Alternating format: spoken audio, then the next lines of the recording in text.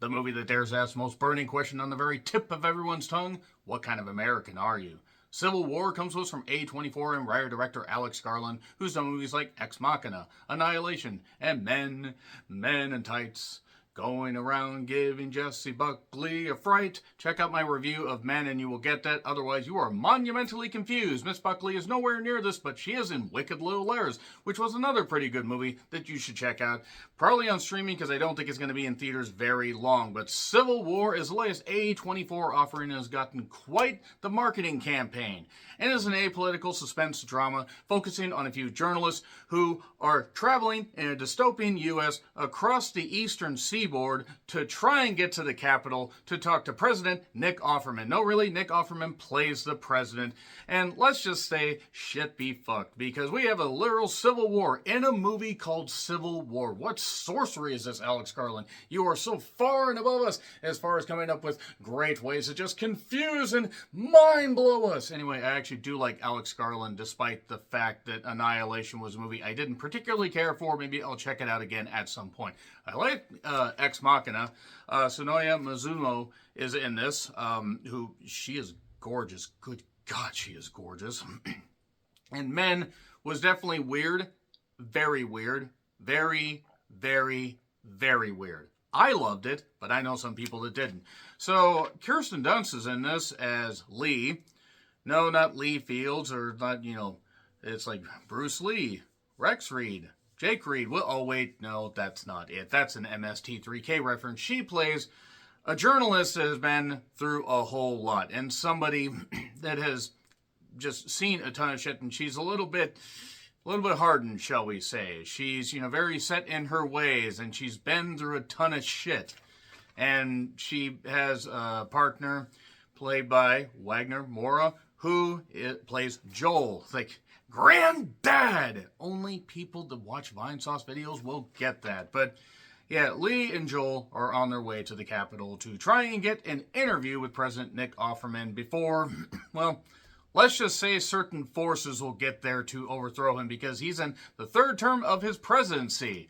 Yeah, let's just say he's not exactly the best president. He has decided to stay with absolute power. And yeah, people aren't very happy about that. And there are pockets of resistances going on. And then there are people that are all about God and country. And it's about the separatists and right and wrong and all this stuff going on, and it's apolitical drama that really does kind of cut to the goddamn bone with a lot of shit going on in the U.S. right now. Boy, does it ever. Alex Garland manages to walk the fine line, though, of, not telling you which party to, side with, or with which vision or which view to side with. Decide for yourself, and also enjoy the fact that this is one of the best A24 movies in a while. This is just tremendous as far as the atmosphere, the acting. I didn't even get to Stephen McKinley Henderson, who has been tremendous in so many movies, and he was so good here. Just a great role. He doesn't get to do a ton, but what he does really well. And also, Kaylee Spaney, who plays Jessie, not Jessica, but she definitely has more material to dive into here than she did in Priscilla. She was great, but she was on an island, and boy, did she have to ride that all movie long. And there are other people in this as well. There's even Jesse Plemons. He doesn't get to do much, but he has some pretty good lines, and also Jesse Plemons is a tremendous actor. So yeah, I'm not exactly sure on the year, based on certain things that are revealed later on. I'm guessing 2040, 2045 maybe. Yay. We're not that far away from that. Yeah, there's some eerie shit about this, and the fact that, given certain things that have happened in this country and happened in other countries, it does seem like the threat of all is all around us, and the conflict could be very real. But there is some dark humor and some good stuff, and also I like the guerrilla warfare style. The camera work, just absolutely tremendous. The shots, because they're journalists, they're taking pictures and everything. Very good stuff. Very good action shots. The action scenes are well done. The fact that they were able to make the budget that they have for this work and deliver a big budget, big screen, vision of basically a war-torn U.S., but without relying on so much CGI. It just was so good. It felt real. It felt organic. It felt alive. Sure, there are some issues if you want to nitpick. Character motivations change a little bit, just at the drop of a goddamn hat. And there are a couple decisions where you're like, well, you kind of put yourself in that position. You probably shouldn't have done that shit. But Alex Garland is such a good director, in fact, a great director, that when he wants to do something right and when he dives into something, he usually can nail it. Again, I have to watch Annihilation at some point again because I remember not liking it, but maybe I just wasn't in the right mood. But it was definitely visual. But he is certainly a director that is willing to do things his way, and he don't give a fuck if anybody has an issue with it. But yeah, great stuff. Very good stuff, and also a breezy 100 minutes. By the way, this review is happening a few days earlier than the release date because I saw a special screening of it. And if you can see a special screening of a movie, do it. You never know if you're going to end up liking it. I'm going to get into spoilers. Tremendous shit all around. A24 does it again. 3, 2, 1, spoilers! Right on. So, yeah, Kirsten Dunst, by the way, has gotten a lot of flack, and I'm just glad that she's able to do roles like this and flex her acting muscles, because after the Spider-Man trilogy, I know that she had some issues and had to take some time away, but it just doesn't seem like she's gotten as much of a chance to do what, she's been known to do, because she was great in Bring It On, she was great in other stuff, and she actually is a pretty good dramatic actress. Wagner Moura, admittedly, I thought it was Pedro Pascal at first. I'm not going to lie. I will say I kind of wish it's the accent, and I'm not knocking, but it's like a thing with accents. When people get excited, sometimes it's hard to unless you really, really, really, really listen. But he is really good in this. Now you check out more of his shit. Kaylee actually does a pretty good job here. And she was good in Priscilla. I just didn't think it was the best offering. It was a rare miss from A24. She's got a bright future, bright young actress. And also, again, Jesse Plemons, Mr. Henderson, that's me. Just good stuff. There's no real surprises on who lives and who dies. And yes, people do die because war is absolutely insane. But there's, points where, they visit this shop, this town that seemingly is just fine. It's almost in its own little bubble, where there's even, this dress shop, this clothing shop. There's a pretty big civil war going on. Yeah, we stay attentive of it. We kind of just like to keep moving on. Because some people just want to pretend that that's not happening. It couldn't happen to them. A lot of good social commentary and a lot of really, really good shit here. But let's go to the beginning, because there was rap, as our Lord and Savior Dr. Dre once said. There's this conflict happening in NYPD. Kaylee's Jesse ends up getting, hit by a cop. Lee ends up, helping her out a little bit, getting her away. The idea is Wagner, Kirsten, and, Mr. Henderson, they're going to end up actually going to D.C. Henderson says, hey, can you drop me off in Charlottesville? Why, sure. And the highways apparently are fucked, so you got to go around all these, these town roads and stuff like that. That's awfully convenient, so you can find a whole bunch of podunk areas and everything, and that town that seemingly is in the Twilight Zone. But there's power outages and generator issues, because there are pockets, and there are some people that just want to live, some people just want to keep doing stuff. They end up happening upon this one area where they run into a couple other journalists, so to speak, that end up meeting an unfortunate end. There's bodies in a truck a little bit later on. That's where Jesse Plemons' character comes in, where he says the line, it's Wagner saying, we're Americans. Okay, what kind of Americans are you?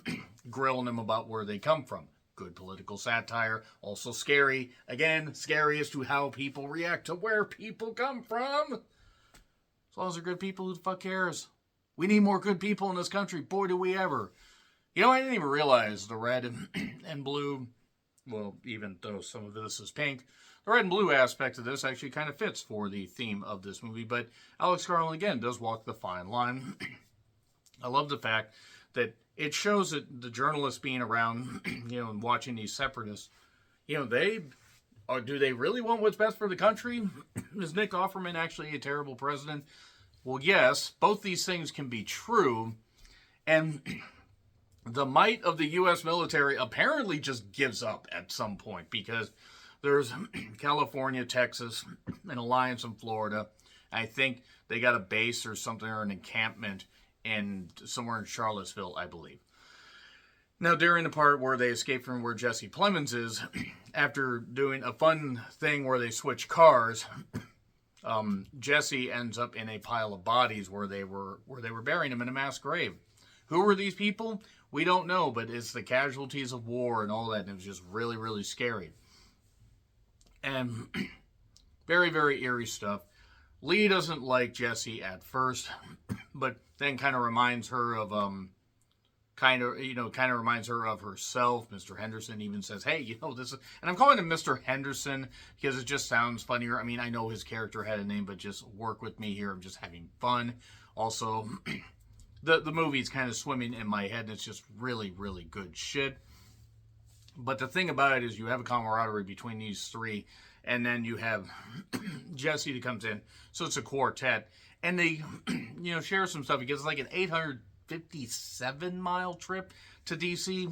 And then we get tickers, 500-something, 200-something.